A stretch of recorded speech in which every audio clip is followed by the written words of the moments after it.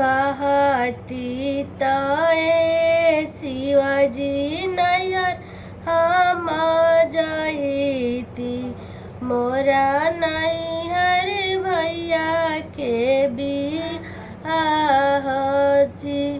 मोरा नैहर भैया के बियाह जी बिना रे बोलौले गौरा नैहर मती जइहा हो आदर न होई है तो हार हो आदर न होई है तो हार शिवा के कहल का गौर एक ही न कइली धइली हली नैहर के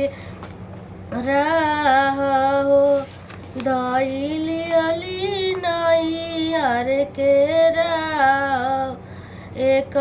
को से गइली गौरा दुई को से गइली तीसर को से नैहर के लोगा हो तीसर को से नैहर के लोग हो आमा से भेटली गौरा बहिनी से भेटली भौजी बोलेली बिरही बोला हो भौजी बोलेली बिरहीन बोला हो के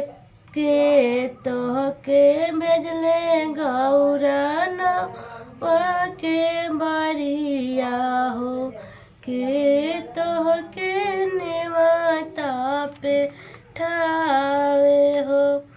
के तोहके नेवता पे ठावे हो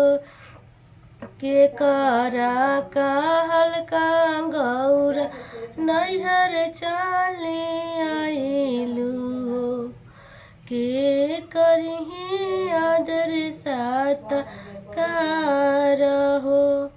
के करही आदर सात कार हो अपना महलिया से बोलेलन कवन भैया सुन दानी बचना हमारा हो सुन दानी बचना हमारा हमाही भेजनी धानी नौआ से बरिया हो हमाही भेजनी धानी नौआ से बरिया हो हमाही तनेवाता पे ठावे हो हमाही तनेवाता पे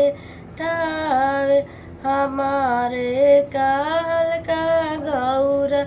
नैहर चली आइली